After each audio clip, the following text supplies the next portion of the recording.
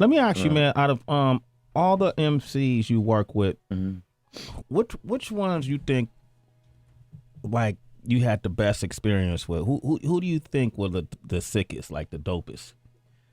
Wow. In your opinion. I'd have to say Tupac. Pac. When did y'all first? What was the first project y'all worked on? We did Definition of a Thug. Definition of a Thug.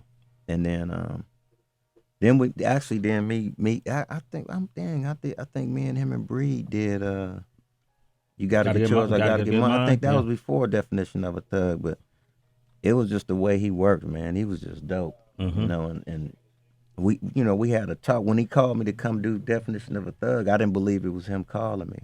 And so when I finally said, all right, I'm gonna go, I packed up my MPC, my turntable, my crate of records, and my 4.5. Your 4.5? Yeah, I went to Back then you had say to carry 45, you mean a small disc record? Like the 45, the vinyl? The Blammer. The Blammer. Oh, okay. I just wanted clarification on that, Warren. Yeah, I mean, I was wild not thinking, but I went up to Echo Sound and walked in, and it was him, and he was just like, "You did Endo Smoke for Poetic Justice. I need a beat for Poetic Justice also." So we just talked and stuff. I told him about a lot of stuff I was going through, and just the state I was in right at that time, and he just started writing down for about maybe 15 minutes. Went in the booth and just started busting, and some of the stuff he said in there, I was like, damn, I just said that to him, and he put it in a song right there, boom. And then and he said my definition of a thug, nigga, right after that, and he was like, okay, put some scratches and all that in there. I was like, okay.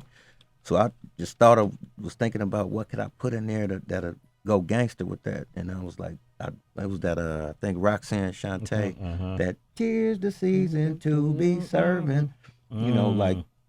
So I added a bunch of stuff in there, but he was dope, man. Yeah, and fast. Yeah. So he would just chime songs out like that. Yeah, and then he did "How Long Will They Mourn Me?" right after that. He was like, "You got a beat," because my homeboy Kato just passed away in Detroit, and he said, "You got something?" I said, "Yeah." So I shot him another beat. Big Psych and Rated R and Mac 10, they all came in there, and they laid their verses, and they was like, "We need a hook." So I was like, "Let me call Nate." Called Nate. Nate shot down and laid it. Damn, man. Wow, that's crazy. That's game right there. But he was definitely like one of the most talented. I loved hearing him up under my music. Yeah.